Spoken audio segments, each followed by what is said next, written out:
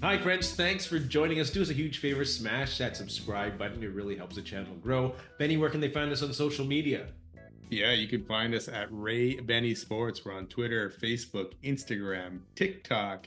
Check us out also on Reddit and Discord. And don't forget, leave us a rating on your favorite podcast provider. And a special shout out to our show sponsor, Fahrenheit Airbrushing. Stand out on the ice, pavement, field, or in the stands with a custom airbrushed helmet, goalie mask, or any type of project. A local Manitoba business with affordable solutions. Check out Fahrenheit Airbrushing on Facebook or call them at 204-891-7431. And don't forget to tell them that Ray and Benny sent you. Yeah, you're smiling at me because I'm in a good mood. I barely got through that without starting laughing because it's Bomber season. Let's get on with the Bomber season preview. We're going to use a Rum Hut scale to go through this Bomber team position by position. Let's start off with the QBs. I'll give you all the Rum Hut scale. 5 being leaders, 4 being competitive, 3 being average, 2 below average, 1 being worrisome. Let's start off with the QBs. I'll go first. I'm going to give the QBs 3 out of 5 Rum Huts.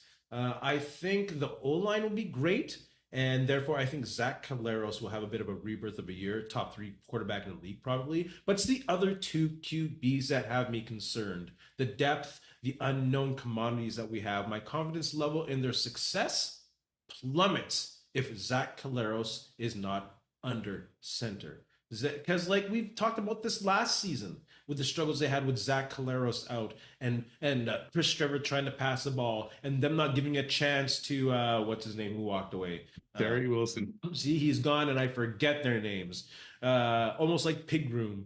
But any which way, yeah, 3 out of 5 because I'm really uncertain if Zach Collaros goes down.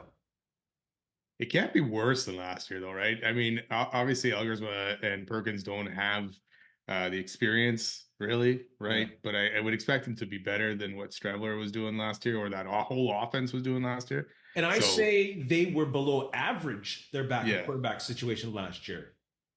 So I yeah. did give them an upgrade with a 3 for the whole room. I don't know. Well, I'm going to give him a 4, and that's just mainly because of Zach Collaros, right? Yeah. If he can stay healthy, obviously it's a big if, right? And if he doesn't, then we're screwed. I think I'd drop it down to a 2 if Collaros wasn't here right now. But yeah, number 4 with him, and like you say, the O line. Well, I guess we're going to see with this O line, right? They got 2 great tackles. We'll see what the inside does. And the receivers, with Tim White added, Ontario Wilson now back for a full season. You got Dembski. I think with that and the better O line, that Zach Collaros is going to have a very good year. That's 2. That's a 2. If the O line doesn't play well, QB play will. Oh, big time, yeah. Yeah. I mean, you say that for any team, really, right? If you have a terrible O line, Yeah. you could have Dan Marino back there. If his O line sucks, his O line sucks, right? So Why did you choose Dan Marino? I Doug Flutie, Damon I Allen, don't know. Tracy Ham, Matt Dunnigan, Kari Jones, Sean Salisbury, even. I'm just So, giving the NFL a shout out. They don't get enough news lately, so oh, let's go with running backs. You can go first on this one. I got to give Brady Oliveira a 5. I mean, he's still the guy, right? And he's still the guy in the league. Even last year, he's still at the top of the rankings, even getting less of the ball, and and the O line struggling to block in that offense. Again, let's not get back into that, but he's still at the top of the league. He's still a threat, and I think he can be a threat running or receiving. So I'm going to give him a 5. And again, obviously, you can go with injuries, right? If he gets hurt, yeah, we're screwed. But with Oliveira there, I'll still give him a 5. Yeah, I always going to consider the room and the total of the unit. So I'll give them a 4. I don't think they are that screwed if Brady Oliveira gets down. I do like Peterson. I do like Chris Ike. They are an all Canadian backfield right now. I believe 3 of them going into the season. I'm really hoping that if they don't use Oliveira's short yardage, why? I don't know. I'm talking about within the 5 yard line and the goal line. But if they don't, I hope they use Michael Chris Ike. Like that guy in short yardage is almost guaranteed to go through. It's a throwback to guys like Michael Souls and Blake Marshalls and even what's his name who played for the Bombers, Milson Jones, who's from Winnipeg. So I really like their running back room. So I'm going to give them 4 Rum Huts out of 5. You can even go wildcat at the goal line with one of these guys, right? You don't necessarily. I know the snapping's a little bit different. You don't want to be screwing up snap, I guess, but Yeah. take that chance. But yeah. Let's go on to receivers. Again, I'm going to give this unit 4 rum huts out of 5 for this receiver group. I think, Bombers probably will not have the league's leading receiver, but I think Collaros will find a way to spread out the ball to everyone. I think there's depth in the starters. There's depth in 5 going with that group. Yeah, I think that their effective running game will take away some of the air yardage, but I think that also the running game will take some of the air yardage as well. So that even makes it a more effective passing game. But the receivers, 4 out of 5 running rum hunts. Yeah, I'll agree with you on that one. I mean, Tim White, Nick Dembski, Ontario Wilson, Tommy Neal down the fold. Unfortunately, Kevin Clarcius is hurt. Kevin's Clarcius is hurt, so he'll be out for this week. Yeah, and they got Gavin Cobb, and I always say his name. Cochran. Yeah, that's okay. That's not that hard. Yeah. It was just it looked intimidating on the screen there. I get you. So, you're coming up to it, you're like, oh, it's Cochran. Yeah, it wasn't actually that bad. Yeah. So yeah, and I'm excited to see what Neal does in this offense, and obviously Tim White. Like I think he's going to have a very good year, and hopefully that connection with Tim and Collaros gets hot early. White and Wilson can take the top off any defense. That might leave the underneath wide open for guys like Neal and Dembski to go nuts. Yeah, Oliveira out of the backfield, right? Like there's so many options there, so. And Cochran. I don't know why I thought that was so hard. That's okay. How about O-line? Let's go for O-line. You go first on this one. I am going to give it a 3 right now. Just because we do have very good tackles. Nothing to dispute there with Broxton and Bryant. We're going to see what Gabe Wallace can do in his second year. I'm assuming, again, the depth chart's not out, so maybe there's some surprises there, but I assume Gabe Wallace is a starter at guard, Patrick Neufeld at the other one. I don't know who's going at center. Maybe it's Tui, but he's hurt right now too, so we'll see. So the outside, very good. The inside of the line still has me concerned. I kind of cheated on this one. I gave them 3.5. Oh, out of 5. You can't have half a rum hut. So then let's go 3. Just kidding. Yeah, well, if I had to, between 4 and 3, I'll go 3 right now because of the guts, like you say. Yeah. And not just also the guts, but also father time when it comes to Stanley Bryant and Pat Neufeld. Stanley Bryant, more injury-wise. Pat Neufeld, injury. And also there were questions about play throughout the year on the interior. And Pat Neufeld was a constant starter there. And we're looking to see if Gabe Wallace does take a step forward. Because physically, he's a beast. And they got Randolph, right? So yeah, he started last year at right tackle. Yes, and I do like the experience and depth of the Americans with Vanderpool being able to play across the middle, and also Ellsbury possibly playing at center. So I do like the American depth, but if one of the Canadians goes down or one of the tackles goes down, the Bombers O-line could be in trouble. Yeah, and we've seen in the CFL, if your O-line is in trouble, your team is in trouble. So, yeah, if they play well and all of them are healthy throughout the whole year, for sure 4, but it's shaky. Yeah, like I said, it's all depending on if Neufeld can bounce back a bit and what Wallace can do, right? Yeah. So, and they lost Kolonkowski, right? They had Kolonkowski right last year, right? So yep, you're starting new there too. Question 2. D-line. I'm going to go 3 rum huts out of 5 rum huts. There are just too many question marks to be answered beyond Jake Serezna and Willie Jefferson. Because Serezna, the attractive thing also about Serezna is that he can play inside and outside. But they only have Lawson also playing inside specifically, and then a rotation of defensive ends. So it's the rotation of defensive ends of the unknowns that are there. Again, like last year, they couldn't find a good rotation. Waters did have a couple of good games here and there, but when it came down to it, there was not enough pressure. And that'll put pressure on the secondary that we're going to talk about soon enough. But the D-line, 3 out of 5. Willie Jefferson, again, Father Time is undefeated. We'll see. Willie Jefferson also has been fighting Father Time and looking pretty good despite getting double teamed for the past couple of years after losing your boy Jeff Coat. Jeff Goat. So yeah, I'll give him 3 right now because there's too many unknowns. It's crazy how much that loss of or letting Jeff go has kind of changed that whole D line, right? Because they've been searching for that other guy on the other side. And like you say, I'm going to agree with you with 3. I'd even go 3.5 if we were allowed to. But right, Serez's going to bounce back. Obviously, he's very good, and he's been good when he's healthy and he's playing well, right? Again, Willie Jefferson, and then your Cam Lawson hasn't really played. Like he didn't play at all last year, right? No, he got hurt early. So like that's a long time off, and he's been sparingly getting hurt over the years that he's been here, right? And then you're going pretty new at the other position there with and now I'm going to say this last name wrong, but newer. How do you pronounce that one? The rookie. Yes, you said it right last time. I think you remember it or no? You can try. You can try this time, and I'm sure you can do a proper Gatkoff.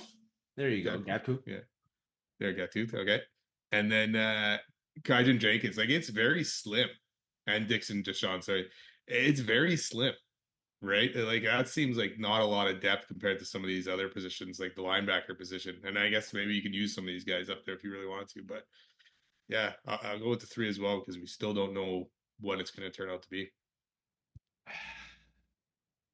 Yeah, they're worse in leagues in sacks last year with like 30 something. Yeah. It's not what we're used to seeing when they won the Grey Cups. No, and that D line was the biggest part, right? Yeah. So and you had great rotation in there, especially at the DT position. Like you had guys coming in and out. Like it was just keep guys fresh, right? We'll see what they have in store. Only 2 defensive tackles listed. Yeah. What do you have for linebackers? I kicked up my cord. You can go ahead. Let me plug in my cord. I'll give them a 4. I like Tony Jones, Cramdy, and Kyrie Wilson. Obviously, a good starting core. I don't want to factor too much into injury again here on this or what's going to happen there, but it was a solid unit last year, and Cramdy probably had his best season yet. So I'm expecting another step up for him. So yeah, I'll stick with 4, and I've loved to watch Tony Jones play since he got here. Man, this unit would have been a 5 with Santos Knox. Son of a gun. They would have been strong, hard to run against, near impossible to run against, hard to pass against, but unfortunately he got hurt. Like you said, Reddick Crandy has been playing solid also at linebacker, and I'm not concerned with them, so I'm going to give them a 4. Michael Ayers even.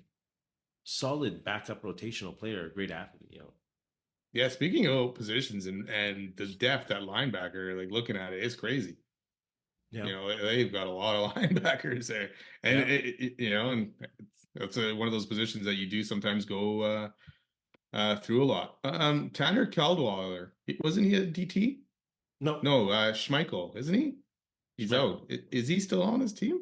No, I thought he was just hurt for tomorrow. Who the heck was I looking at here? I'm not sure.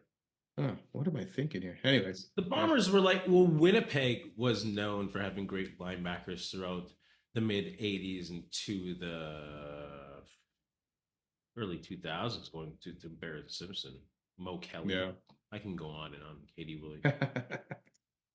Let's go on to DBs. I think at the moment, this group also, a lot of these grades that I'm giving that are lower than a 4 are because of uncertainty. And it's the same thing with DBs. Not total uncertainty, but it's the other corner again that might be an issue. I like that they brought in Moxie. He's a veteran, solid, has played across the secondary, even linebacker a bit. So his recognition of defenses is top notch. It's like almost having another coach in the field there. I think they have the best halfback duo in the league when it comes to Nichols and Evan Holm. So is Cam Allen playing? Is he hurt? He's hurt. He's out. I still think he's one of the best safeties going when he has to go. So yeah, I'm a huge fan, but They weren't very strong when the Bombers didn't have a good pass rush, and that's a concern for me again. So I'm sorry I'm giving them a lower grade because of possibly a pass rush. I'm projecting. What did you end up giving him? Like a 3, but I should give them a 4 after I talked about them like that. Stupid. It's hard because I'm in that same position as you, because like you meant before I get into that, Tanner Schmeichel is still on this team. He is out. Oh, is he? So that's right. Another DT usually, right? So, but he's out. So that doesn't help. Sorry. Yeah. Yes, Schmeichel. Sorry. All right, back to the DB. So yeah, you got Evan Holm, Dietrich Nichols, Moxie, all great, kind of thing. But then there's question marks, especially with Cam Allen out. Who's going to be playing safety? Is it going to be Hallett? Who's starting on the other side? Is it Michael Griffin? Like, until I get to see these guys go and who's going to be playing there, which unfortunately was last year was the same thing, right? We always had questions, especially when Terrell Bonds ended up getting hurt. Yes. There were just questions there that even to the point where he brought in Demario Houston, right? So, yeah, we'll see. I gotta agree. Three, between 3 and 4. So 3.5. Not allowed. But yeah. And again, like you say, if that pass rush is not good, and we saw Jordan Younger usually loves to just rush 3, 4 kind of thing. So if it's not getting home, it's going to be a tough go for those DBs. I'm very interested to see what this defense looks like going into this year. I don't think they showed much in the preseason, so we'll see. And most of that stuff's vanilla, anyways, though, right? So, I said most of that stuff is vanilla, anyways. That you're not really going to see for the most part what this D is going to look like. No. Taste. What do you got for special teams? Or is it yeah? I gotta give him a 4. Obviously Trey Vavell is one of the most dynamic returners, or was last year, so hopefully he can take the next step this year. Sergio Castillo is still money, still hitting 60-yarders. My only question mark still is Jamison Sheehan on this line, on this special teams crew. So I'll stick with 4. I'm gonna go 5. I really liked how Sheehan progressed last year. He's become a solid punter, especially a positional punter, or directional punter, I should say. Castillo, probably the best long distance kicker, I'd say, in the CFL, and still good under pressure. And like you said, Vavell reigning special team and rookie of the year. And probably the best returner in the CFL. Can't wait to see that guy go again. So I'm going to give them 5 Rum Heights out of 5. Bomber fans, put your comments in the comment section below. Who is the most important player not named Zach Collaros? Oh, don't forget to smash that subscribe button. Helps the channel grow. Thank y'all. Who is the most important player not named Zach Collaros? You can go first.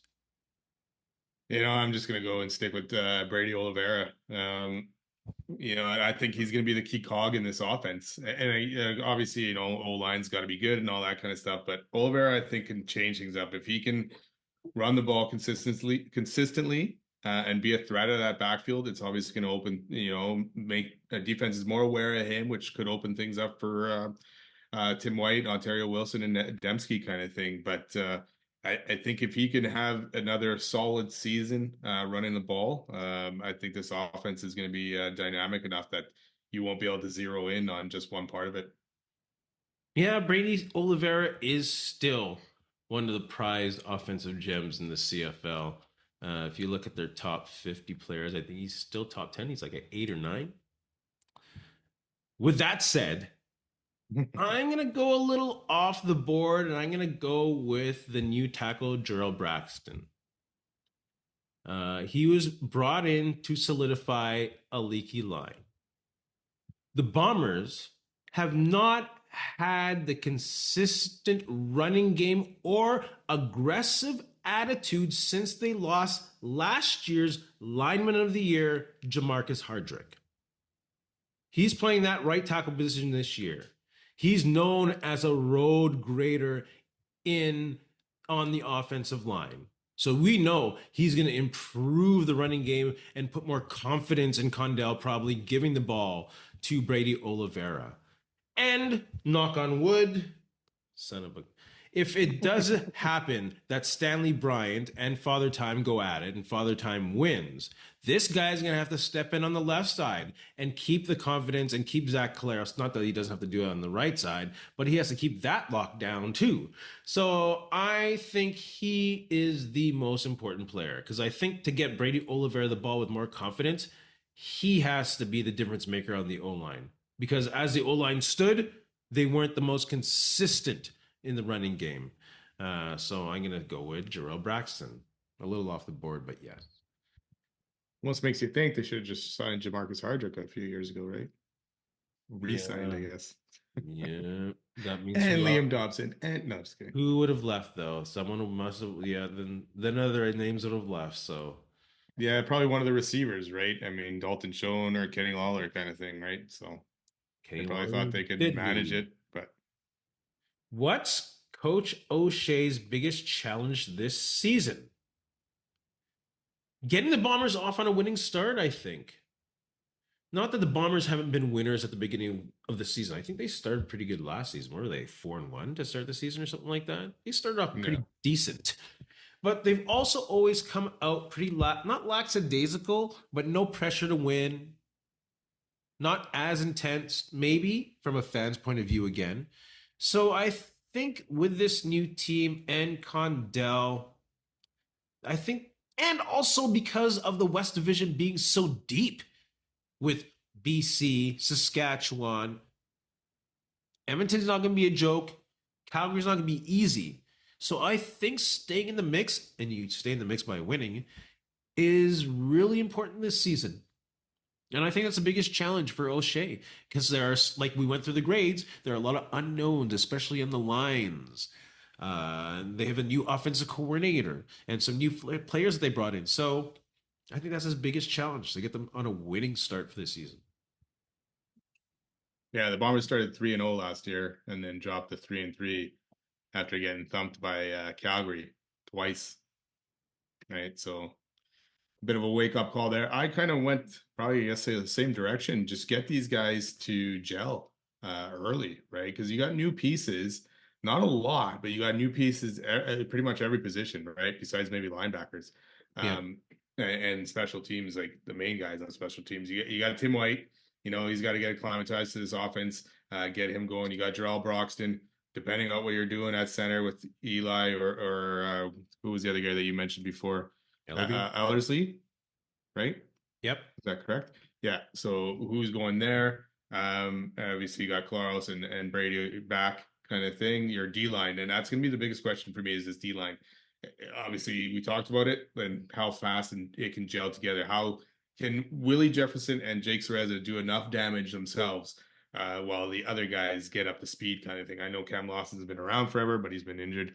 Linebackers all good, but then again, the DBs, right? You got new guys there. So if he can bring these guys together and get them to play as a team quickly, I think that's what he needs to do.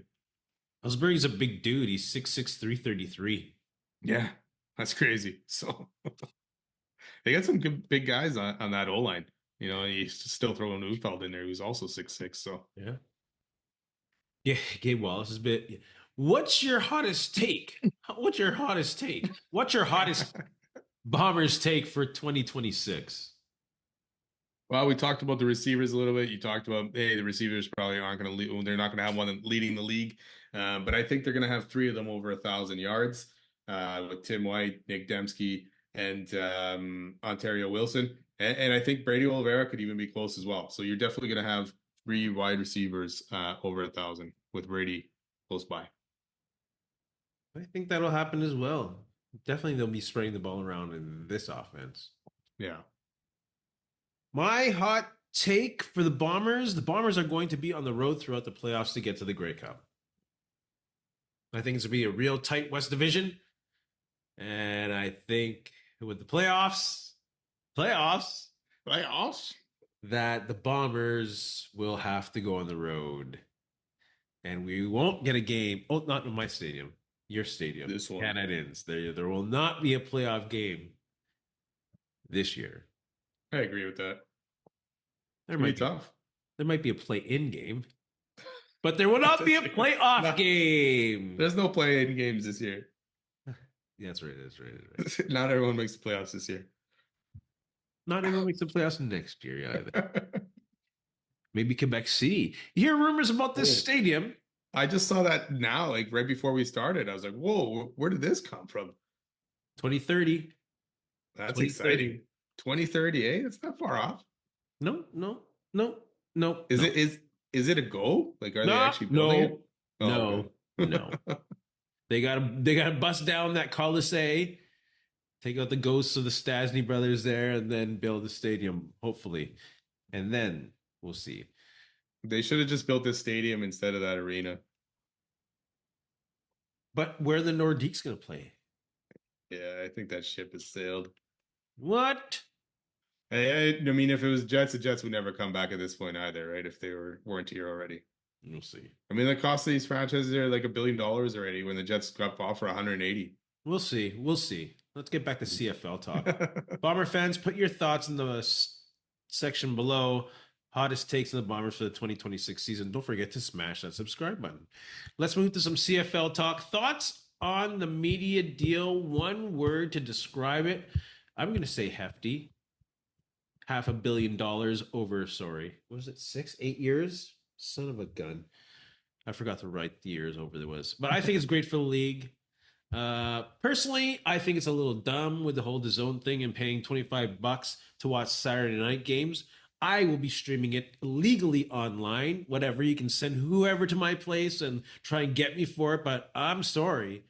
I'm not paying an extra bit of money with all the money I've invested as a season ticket holder and all that in this league. For that really screws a lot of fans who have really financially held this league together for so many years. So if anything, I think that's really dumbass to make Saturday night games exclusive on DAZN and you have to pay $25 for the package. I think that is dumb. But other than that, I like the YouTube thing, the ways they could expose the league on YouTube content, possibly documentaries and specials with different fan bases, different creators. They're putting themselves on Crave. Not to say that people are going to go on Crave, but you have 4 million people who are on Crave that have access to CFL games when they do show them. So yeah, I think it's a possible game changer with the revenue. I think it's hefty. Yeah, I'm gonna go with just good, and like you said, the exact reasons why you described it is just like it is good for the league. You know, it's a big thing. They needed it, and you know the only way the CFL is really bringing in cash half the time is tickets, right? So you need to bring in that other source of revenue. Every other league has this kind of thing. I agree with you that it sucks now that you have to possibly get another subscription, right? And maybe they'll work something out at some point that they'll have some kind of deal. Hey, and I wish it was that you could just buy certain things from these streaming services, right? It's crazy because you went from cable, hey, you have to get these 100 channels, and now we have these streaming services, but now I got to get 50 different streaming services to get everything that I want, right? Yeah. So good in that way, and I get the people's being pissed off. I'm hoping this will bring in new fans, right? And that Absolutely. will generate that kind of eyeballs. I'm hoping it doesn't lose current fans or what, you know, because there's a lot of people pissed off about all these changes. It's like, hey, stick around, don't be leaving, because bringing in the new fans is not going to help if we're losing the old fans. Yeah. And on top of that, make sure you spread out who these Saturday games are, right? And I don't want the Bombers on every Saturday night or, you know, BC or something like that. Make sure each team is kind of taking an opportunity here so that, hey, if I can't afford to get this DAZN package, I'm not missing every Bomber game or majority of Bomber games, right? Yeah. And the thing is, if you want to go globally and you want the game to grow globally, like it has to also be about the presentation of the game. What makes it must see TV? And of course, that's going to come down to the rules and what it looks like on TV, hence, probably the field changes and all that stuff, making it more maybe attractive to a global market, not as foreign with a big field. Doesn't make sense to me personally when it goes down to it. But they also have to find a way to make it must see TV. Because how are they going to grow the game just by saying Canadian Football League? Like, you can't give this shit away for free. So how are you going to get people who possibly already have DAZN to want to watch Canadian football? It's all about how you present the game too. Like, do I Yeah, have any ideas? That's not my department. I'm not in TV production, but it has to be a very TV friendly game to watch. and you got guys like we had Chad Johnson. We have that clip Ocho Cinco of him talking about the CFL. Right, it's on our social media. You just had John Gruden, who got a box of gear and stuff from the BC Lions, talking about the CFL and and the offense, and the guys in motion, and all this kind of stuff. Right, so it's almost you got to capitalize on some of that stuff. Yeah. Right, and use that. And I saw that John Gruden thing last week, and I haven't seen anything since. Like, you reuse that stuff. You know how much times I see the same story in the NFL about the same thing all day long. So you take some of that and use it to your advantage. Here's an idea. If you talk about like with Chad Johnson, if they get Chad Johnson to be a game day analyst for the CFL on DAZN, I even might think about getting the package just to see what kind of coverage they get. Because also Yeah. that's great cross coverage with his Shay show and all that. Because he probably mentioned it and shouted out there too. So if Yeah. they can do that, get someone like Chad Johnson to do some kind of game day analyst, like they do the Manning show when they watch Monday Night Football, do something like that. I'm free ideas. Free ideas. Free ideas.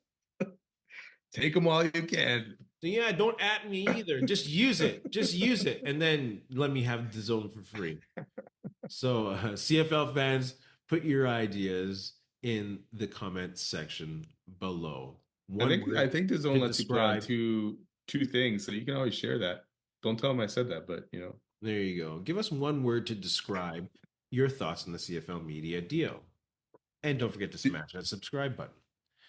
Which CFL team is being overlooked this season? You go let first. All right, I'll go first.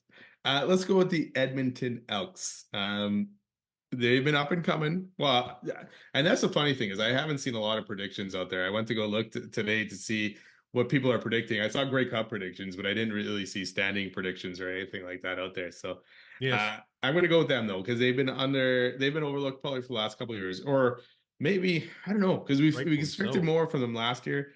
But things started with slow with Trey Ford. Now you got Cody Fajardo, so I think they're going to come out a little bit hotter this year, and be in the mix this time, and not trying to just climb their way back. I think they're going to be in the mix all season long, fighting for that playoff spot. I thought they played beyond their expectations last year. Didn't they They did after start Fajardo. again like 0 and no, they didn't start 0 and 11, did they? No, but they were 0 and 4. Something stupid, yes. And they came back once they made that quarterback change. So I think people are, well, I'm expecting them to at least be a 500 team this year. At least. Because they got, what's his name? Justin Rankin. That dude is good. I think he's the best running back in the CFL. Ooh. For sure. For Bomber sure. Fans, let's hear your thoughts on that. Oh. I don't agree with you. I'll tell you that. Oh, sure, but he's very good though. He's damn good. He's damn good. And now that Fajardo's there and they have to worry about the passing game and they can't spy on him all the time.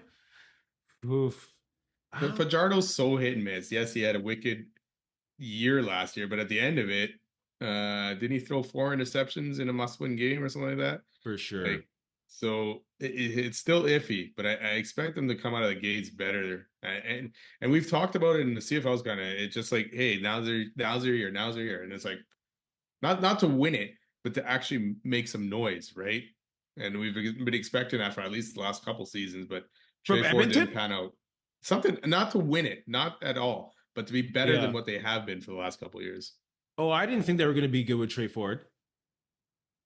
Yeah, I thought they were going to be better than what they ended up starting. I don't know. I thought they were just in poor position. I was surprised by how they ended this season with what's his name. With they also ended the season before that going pretty good between the running game and Trey Ford and all that kind of stuff with Rankin and what's his name. Why am I blanking? Everyone's hoping that he took the step forward, but he didn't. I'm going to go Ottawa Red Blacks. Like, I know they went What did they go 4-14 last year for frig? Next year, that's the And playoff you're spot. always going to talk about Montreal and Hamilton, but I think Ottawa's ready to make a turnaround. Like, I think having Ryan Dinwiddie there is a bigger deal than some people are making it or not making it. I think they had a lot better talent than what they showed under Bobby Dice last year, which unfortunately I didn't want to say that because I was really cheering for Bobby Dice to do well. And we've seen it time and time again. CFL teams improve when quarterback play improves. And we've now seen Jake Mayer take a step forward in this. And Drew Brown is the backup now. And they've also added guys like Niles Morgan and AJ Allen to their linebacking crew. And they have, Baldonado and Dylan Wynn to their defense as well. So I think too many people are sleeping on this Ottawa team. I think they are easily a 10-win team. Yeah, I think because we've seen them make a bunch of moves before and it hasn't panned out. Like 2 years ago, didn't they go crazy and nothing worked out for them at all? So they have a good roster. That's what I'm saying. They have a good roster. They just didn't have the coaching. I agree with you now with Dinwiddie there. Obviously, he's shown he can coach in this league. So I think and he coaches up quarterbacks. He coaches up quarterbacks. He makes Arbuckle look decent. He makes Arbuckle a Grey Cup winning quarterback, which brings us to the next question. Would you rather have the CFL's best quarterback or the CFL's best defense? And I think I answered my position there. I'd rather have the CFL's best defense because when you can beat a team like Winnipeg with Arbuckle, and who did Montreal beat Winnipeg with? Gosh darn. Fajardo. Son of us. See, you can't talk bad about Fajardo now because they beat Bombers in the Grey Cup. And Arbuckle. And then the backups. What's his name? Chad Kelly coming off the bench for what's his name?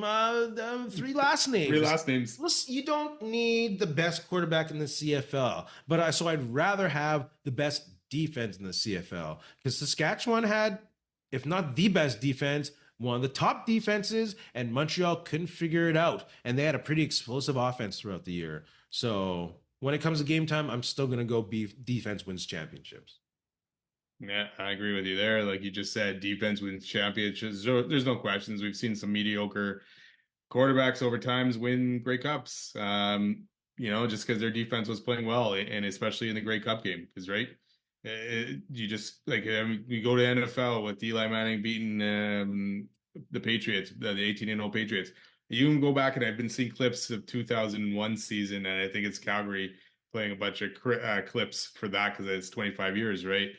Thinking back to that one where the Calgary D frickin' was all over the Bombers in that game, and the Bomber offense, which was high powered, couldn't move the ball.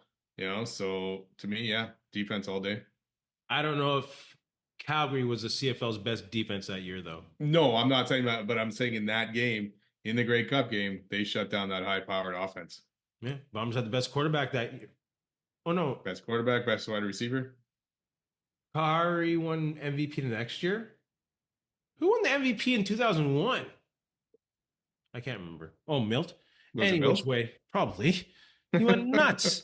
Probably, without a doubt. We'll look at that. We have both of us. No, it was Kahari Jones in 2001. Oh, is it Milton 2002? Either way. Yeah. There you go. Who's going to the Grey Cup? Who's going to win the Grey Cup? You can go first with who's going to the Grey Cup. I'm going to jump, I guess, on their hype train because I was looking at predictions and it was all BC. So I'm going to go with BC over Montreal in the Grey Cup. Okay. Going to the Grey Cup, I'm going to say, because I already said with Winnipeg that they are going to the Grey Cup earlier. I think I already said that, right? They're going to go on the road. You said they're going to have a harder path to the Grey Cup on the road. You didn't. So kind of said it, kind of didn't, but. The Bombers are going to be on the road throughout the playoffs to get to the Grey Cup. Okay. So they're going to get there. Unfortunately, I think they will lose to Montreal in this year's Grey Cup. I want to say Hamilton for a bit, but I was like, nah, they'll find a way to mess it up again. Yeah, probably. CFL fans, put your predictions in the comment section below. What are your thoughts? Who's going to win the Grey Cup? Who's going to win the East and the West? What are your thoughts on the CFL's new media contract? Don't forget to smash that subscribe button. Benny, you have anything to say to our friends?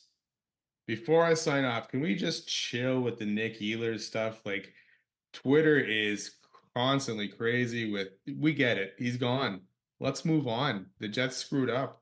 Like, let's stop hearing about it. The guy scored 2 goals yesterday. Great. They still lost the game. I'd rather have Nick Ehlers on this team, on the Jets team, but let's move on. Anyways, thanks a lot for listening. Have a good week. Go Bombers. I don't even care. I don't even care. Bombers is starting. It's Stairway to Heaven should be playing right now. Let's go, Blue. Smash that subscribe button. Can't wait to meet y'all next week again as we talk about the Bombers, hopefully talking about a win through Calgary. Enjoy the game. And in the words of LeVar Burton, we'll see you next time. Hey, friends and neighbors, don't forget to check us out online on Facebook, TikTok, Instagram, and Twitter at Ray Denny Sports. And don't forget to check out our YouTube channel. Leave a like, leave a comment, tell us what you think.